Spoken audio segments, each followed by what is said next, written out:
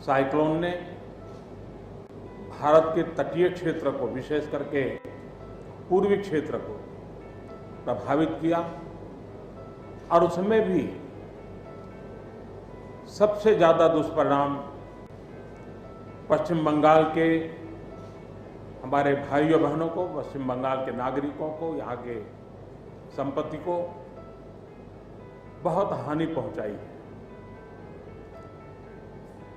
Cyclone की संभावनाओं से लेकर के लगातार मैं इससे संबंधित सभी लोगों से संपर्क में था। भारत सरकार भी सतत राज्य सरकार के संपर्क में थी। साइक्लोन का नुकसान कम से कम हो, इसके लिए जो भी आवश्यक कदम उठाने चाहिए उसके लिए राज्य सरकार और केंद्र सरकार ने मिलकर के भरसक प्रयास किया। लेकिन उसके बावजूद भी करीब करीब 80 लोगों के जीवन हम नहीं बचा पाए। इसका हम सबको दुख है। जिन परिवारों ने अपना स्वजन खोया है उनके प्रति केंद्र सरकार, राज्य सरकार और हम सबकी संवेदनाएं हैं और इस संकट की घड़ी में हम उनके साथ हैं। संपत्ति का भी नुकसान काफी होता है, चाहे एग्रीकल्चर हो, चाहे पावर सेक्टर हो, चाहे टेलीकम्युनिकेशन हो, चाहे घरों का उजड़ जाना हो, अनेक प्रकार का, चाहे वो इंफ्रास्ट्रक्चर का हो, चाहे व्यापार जगत से लोग जुड़े हुए हो, चाहे खेती क्षेत्र से जुड़े हुए, हर किसी को नुकसान होता है। आज मैंने हवाई निरीक्षण करके बारीकी से इस प्रभावग्रस्त विस्तार को मुख्यमंत्री जी के साथ, गवर्नर श्री के साथ दौरा करके उसको देखा है।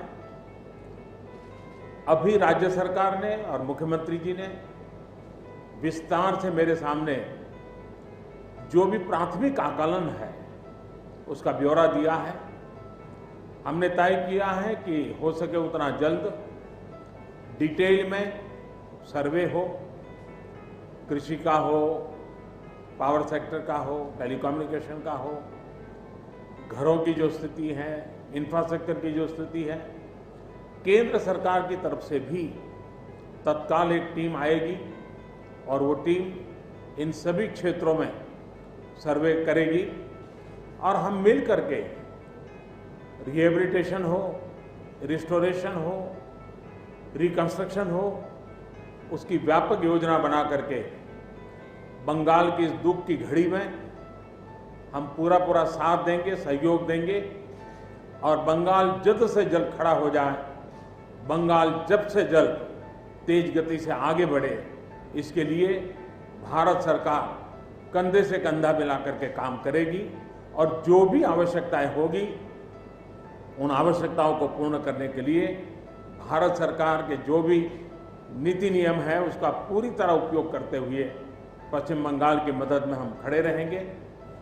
अभी तत्काल जो इस संकट की घड़ी में राज्य सरकार को कठिनाई न हो, इसके लिए एक एडवांस असिस्टेंस के रूप में 1000 करोड़ रुपया भारत सरकार की तरफ से व्यवस्था की जाएगी।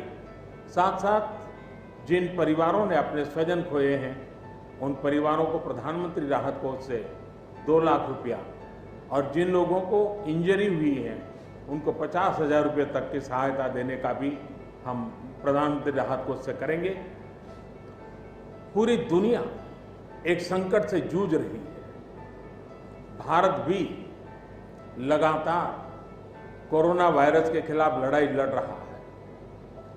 कोरोना वायरस की लड़ाई में जीतने का मंत्र और साइक्लोन में जीतने का मंत्र दोनों पूरी तरह एक दूसरे के ऑपोजिट है।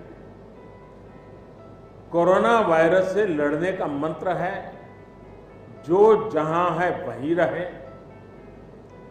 जरूरत नहीं हो तब तक घर से बाहर न निकले और जहां भी जाए 2 गज की दूरी बनाए रखे। लेकिन साइक्लोन का मंत्र है कि साइक्लोन आ रहा है, जल्दी से जल्दी सुरक्षित स्थल पर आप शिफ्ट कर जाइए, वहां पर पहुंचने का प्रयास कीजिए, अपना घर खाली कीजिए। यानी दोनों अलग अलग प्रकार की लड़ाइयां एक साथ पश्चिम बंगाल को लड़नी पड़ी है, लेकिन उसके बावजूद भी ममता जी के नेतृत्व में राज्य सरकार ने भरसक प्रयास किया है। भारत सरकार ने भी लगातार उनके साथ रह करके इस संकट की घड़ी में जो भी आवश्यक, जो एडवांस में करने योग्य था, जो उसी समय करने का योग्य था और जो आगे दिनों के करने की आवश्यकता है, उसको भी पूरा करने का हम प्रयास करेंगे। आज समग्र देश को जिनके लिए गौरव है, ऐसे राजा राममोहन राय जी की जन्म जयंती है और उस समय मेरा पश्चिम बंगाल की इस पवित्र धरती पर होना मेरे मन को छूने वाली बात होती है।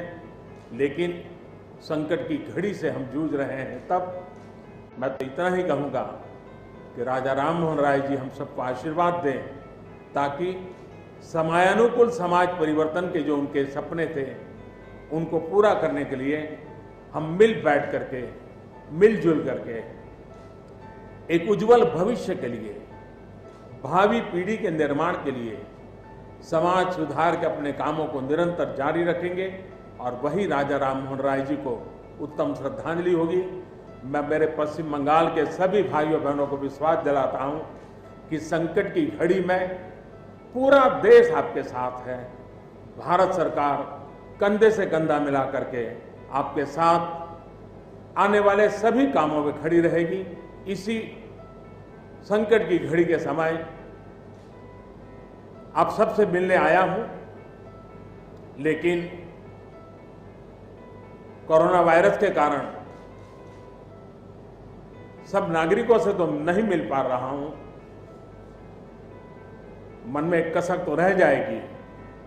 यहां से मैं आज उड़ीसा की ओर जाऊंगा और वहां भी हवाई निरीक्षण करूंगा, वहां के माननीय मुख्यमंत्री जी से, वहां की सरकार से बातचीत करूंगा।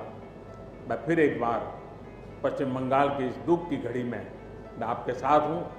जल्द से जल्द आप इस संकट से बाहर निकले, इसके लिए मैं पूरी तरह आपके साथ रहूंगा। बहुत बहुत धन्यवाद।